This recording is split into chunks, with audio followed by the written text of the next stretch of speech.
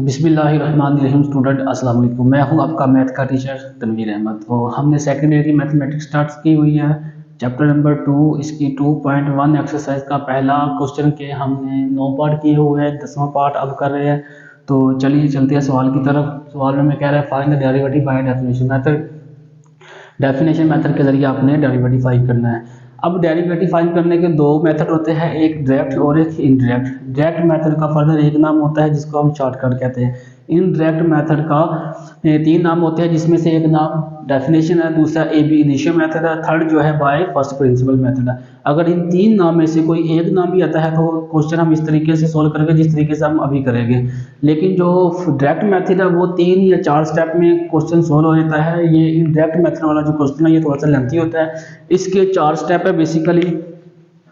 कौन कौन से स्टेप है? सबसे पहले हमें फंक्शन दिया होगा, इस फंक्शन को में हम इंक्रीमेंट करेंगे। पहला स्टेप ये है।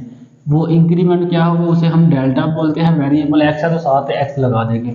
दूसरा स्टेप ये होता है कि जो हमने फंक्शन में इंक्रीमेंट किया होता है उसमें से हम ओरिजिनल फंक्शन को माइनस कर देते हैं। थर्ड स्टेप क्या होता है?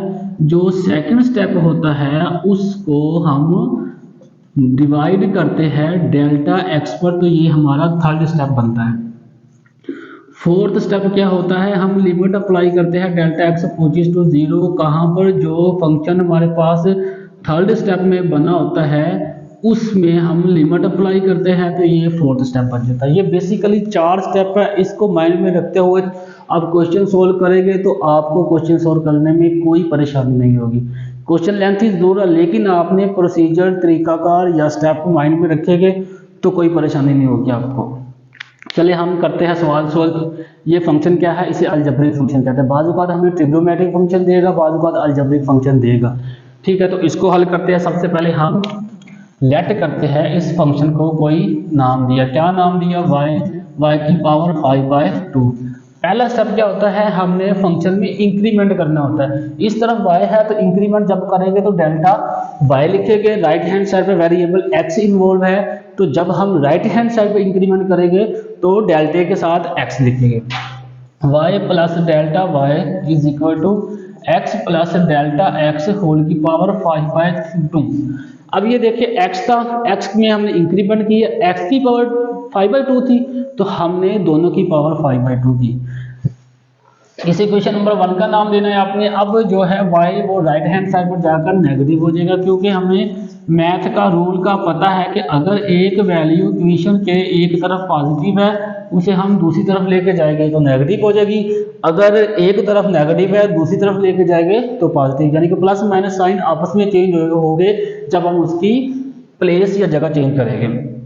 अब इस इक्वेशन में इक्वेशन नंबर 1 से y की वैल्यू पुट करेंगे। y की वैल्यू क्या है? इसके पावर है y, x की पावर 5/2, तो डेल्टा y एज इट आ जाएगा। यहाँ हम लिखेंगे from equation number 1। Equation number 1 में हम 1 से हम y की वैल्यू पुट करेंगे। x plus delta x whole की पावर 5/2 माइनस y की जगह पर पुट किया x की पावर 5/2।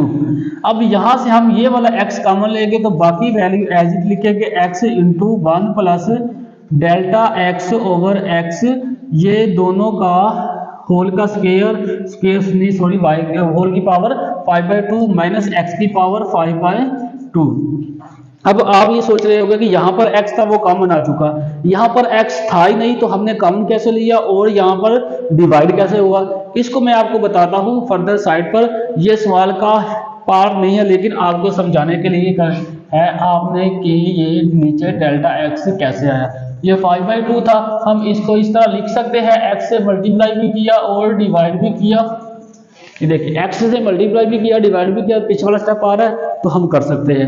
अब यहाँ भी x मौजूद है, यहाँ भी x मौजूद है, तो ऊपर वाला या नोमिनेटर वाला x जो है हम कॉमन लेंगे। यहाँ पर 1 बचेगा, यहाँ पर x बाहर जा चुका है तो क्या बचेगा नोमिनेटर में? डेल्टा x, नीचे x होल की पावर 5/2। तो ये वही स्टेप बना जो मैंने यहाँ लिखा था।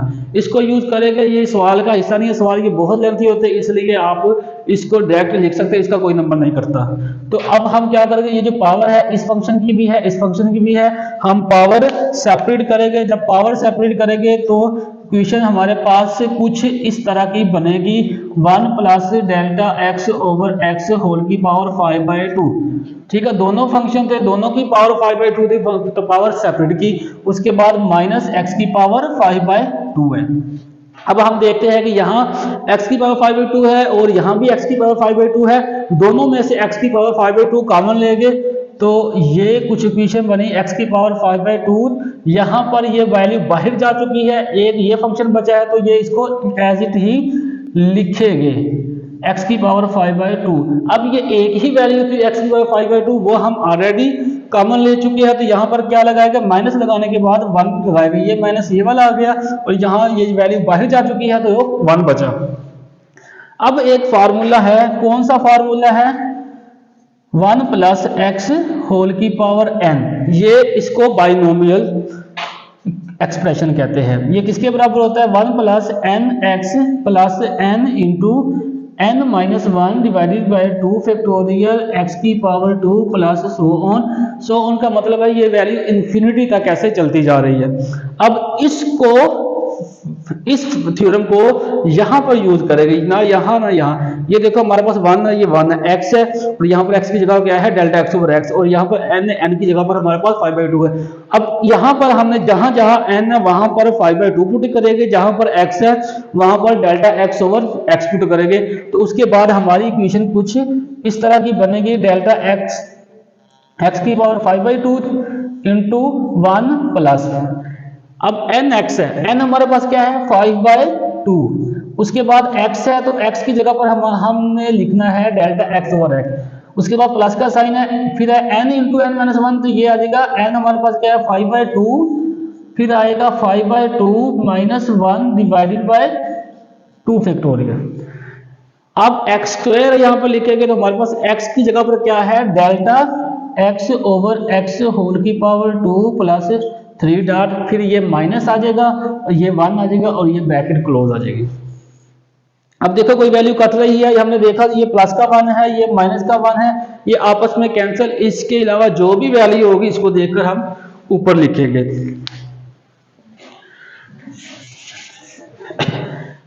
तो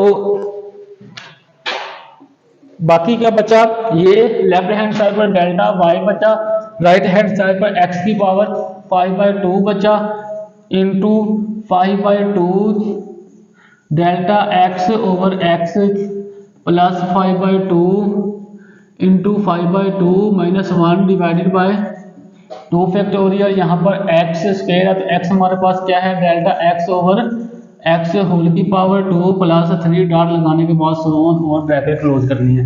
अब इसको आपने सिंपलीफाई नहीं करना क्योंकि ये नेक्स्ट स्टेप में जाकर सारी वैल्यू सारी टर्म जो है 0 हो जाएगी, इसलिए हम इसको सिंपलीफाई नहीं करेंगे, इसको एज इट लिखा रहने देंगे। जस्ट ये जो है ना पहली टर्म, इसमें से हमारा आंसर आ जाएगा। अब हमने ऊपर देखा तो हमें पता लगा कि यहाँ पर डेल्टा x मौजूद है, यहाँ भी डेल्टा x मौजूद है, तो डेल्टा x हम कॉमन लेकर तो यहाँ क्या बचा, डेल्टा x, अंदर क्या बचा 5/2x, ये डेल्टा x बाहर जा चुका है कॉमन, यहाँ आएगा 5/2 माइनस 1 डिवाइडेड बाई 2 फैक्टोरियल। अब डेल्टा x की पावर भी 2 है और x की भी पावर 2 है, डेल्टा x की एक वैल्यू जो है पावर बाहर जा चुकी है, यहाँ पर 1 लिखेंगे और नीचे x की पावर 2 लिखेंगे, 3 डॉट लगाएंगे, इसका मतलब सो ऑन है। अब हमारे पास अभी तक स्टेप 2 हल हुआ है, सिंपलीफाई हो चुका है। अब स्टेप 3 है। स्टेप 3 में क्या करना होता है, हमने डिवाइड करना होता है डेल्टा x को, तो हम यहाँ पर लिखेंगे हम क्या अमल करने लगे हैं, डेल्टा x को डिवाइड करने लगे हैं इस साइड पर ऑन बोथ साइड, यानी कि दोनों तरफ हम डेल्टा x को डिवाइड करेंगे। सबसे पहले ऊपर से देखकर इक्वेशन को एज इट लिखे, उसके बाद दोनों तरफ हम डेल्टा x से डिवाइड करेंगे। 5/2x plus 5/2 into 5/2 minus 1 divided by 2 factorial delta x over x की पावर 2 एंड सो ऑन। अब हमने ऊपर लिखा होगा कि हमने दोनों तरफ डेल्टा x से डिवाइड करना है, तो ये जी हमने डेल्टा x से डिवाइड किया। अब ये भी डेल्टा x है, ये भी डेल्टा x है, ये कैंसिल हो गया। बाकी जो वैल्यू बची है उसको हम एज इट ही लिखेंगे, x की power 5/2 into 5/2x plus 5/2 into 5/2 minus 1 divided by 2 factorial, यहाँ आएगा डेल्टा x ओवर x की पावर 2 प्लस सो ऑन, और ये ब्रैकेट क्लोज। थर्ड स्टेप भी हो चुका है। फोर्थ स्टेप में क्या करना होता है, हमने लिमिट अप्लाई करनी होती है। तो यहाँ पर हम लिखेंगे, क्या करने लगे, हम अप्लाई करने लगे हैं लिमिट। लिमिट कौन सी है, डेल्टा x कहाँ तक है, 0 तक है। ऑन बोथ साइड, दोनों तरफ हम लिमिट अप्लाई करेंगे फोर्थ स्टेप में। तो लेफ्ट हैंड साइड पे लिमिट अप्लाई किया, limit delta x approaches to 0 delta y over delta x आ जाएगा। अब हम राइट हैंड साइड पर भी लिमिट अप्लाई करेंगे, limit delta x approaches to 0 x की पावर 5/2 इंटू ये आ जाएगा 5/2x, बाकी जो वैल्यू है एज इट लिखेंगे, प्लस आ जाएगा 5/2 into 5/2 minus 1 divided by 2 factorial delta x over x की पावर 2 एंड सो ऑन, और ये क्लोज हो गया। अब हमें पता है कि जो राइट हैंड साइड पे ये पूरा फंक्शन है, limit delta x approaches to 0 delta y over delta x, इसको एक नाम दिया जाता है। ये किसके बराबर होता है, dy ओवर dx। इसी को हम डेरिवेटिव कहते हैं, derivative of y with respect to x। जो नोमिनेटर में वेरिएबल होगा उसका डेरिवेटिव होता है, जो डिनोमिनेटर में वेरिएबल होता है उसके रिस्पेक्ट होता है। तो ये derivative of y with respect to x बना। और राइट हैंड साइड पर जहां जहां वैल्यू डेल्टा x है, वहां डेल्टा x की जगह पर क्या पुट करेंगे, 0 पुट करेंगे। क्यों, क्योंकि इसमें लिमिट हमने डेल्टा x अप्रोचेस टू 0, यानी कि डेल्टा x की वैल्यू 0 है। x की पावर 5/2 आएगा, इंटू आ जाएगा 5/2x आएगा, प्लस ये पूरा फंक्शन ऐसे लिखो, और डेल्टा x की जगह पर सिर्फ डेल्टा x की वैल्यू पुट करेंगे। वो वैल्यू क्या है, ये 0। ठीक है, ये 0 डेल्टा x की जगह पर 0 पुट किया, और नीचे आ जाएगा x की पावर 2 प्लस सो ऑन, और ब्रैकेट बंद। अब 0 जब इस पूरी टर्म के साथ मल्टीप्लाई होगा तो 0 हो जाएगा, क्योंकि मल्टीप्लाई करते वक्त 0 एक निकम्मा तरीन अदद होता है। वो किसी भी वैल्यू के साथ जब मल्टीप्लाई होता है तो वो उसको 0 ही कर देता है। 5/2x plus 0 plus so on. अब 0 किसी भी टर्म में ऐड होता है, तो जिस टर्म में हम 0 ऐड करते हैं तो वही टर्म आ जाती है। तो हमें पता है कि dy ओवर dx किसके बराबर आ गया, x की पावर 5/2, ये 5 आएगा, पहले इसे यहाँ लिख देता हूँ, ये 5/2x। ठीक है, अब हम क्या करेंगे, 5 को हमने स्टार्ट में लिखा, 5/2 को, अब x की पावर 5/2 है, ये 5/2, ये पावर 1 है, ऊपर जाकर नेगेटिव हो जाएगी, इसका हम साइड पर एलसीएम लेंगे। 5/2 माइनस 1 एलसीएम लिया 2, 5 माइनस 1 इज इक्वल टू 4/2, 5 यहाँ 2 आएगा, तो ये आ जाएगा 3/2। तो x का आंसर क्या आ गया, 3/2। तो ये हमारा फाइनल आंसर है सवाल की, जो आप स्क्रीनशॉट ले ताकि आपको नोट्स बनाने में आसानी हो। तो ये देखने में 4 स्टेप थे, बहुत सादा से स्टेप थे, लेकिन जब हमने इसको सवाल को हल किया इन 4 स्टेप की मदद से, तो देखा कि सवाल काफ़ी लेंथी हुआ। तो आपने घबराना नहीं है कि सवाल लेंथी है, कैसे करना है, आपने स्टेप माइंड में रखनी है। कौन सा स्टेप है, वह सबसे पहले हमें फंक्शन दिया होगा, फंक्शन को कोई नाम देंगे, नाम देने के बाद उसके बाद पहला स्टेप ये होता है इंक्रीमेंट करना है। लेफ्ट हैंड साइड में वेरिएबल y है तो डेल्टा y इंक्रीमेंट होगा, राइट हैंड साइड में वेरिएबल x है तो डेल्टा x ऐड होगा। उसके बाद y को उठाकर राइट हैंड साइड में लेकर आएंगे, क्वेश्चन नंबर 1 से y की वैल्यू पुट करेंगे। जब वैल्यू पुट हो जाएगी उसके बाद हम यहाँ पर देखेंगे सिंप्लीफिकेशन अकॉर्डिंग टू फंक्शन। अगर तो कोई फार्मूला लगता होगा फार्मूला लगाएंगे, अगर प्लस माइनस होकर कोई वैल्यू कैंसिल होती होगी हमको सिंप्लीफाई करेंगे। सिंप्लीफाई करने के बाद हमेशा एक बात याद रखनी है कि यहाँ पर हमारे पास डेल्टा x कॉमन आना चाहिए। अंदर एक टर्म है, 2 टर्म है, 3 टर्म है, जितनी भी टर्म है सब में से डेल्टा x कॉमन आना चाहिए। अगर यहाँ पर आपके पास डेल्टा x कॉमन नहीं आया तो आप सिंप्लीफिकेशन में कहीं ना कहीं गलती की आपने। जब डेल्टा x कॉमन आ गया उसके बाद हमने डेल्टा x पर डिवाइड किया, यहाँ पर डेल्टा x जो हमने कॉमन लिया था वो कैंसिल हो गया, बाकी टर्म को हम एज इट लिखेंगे।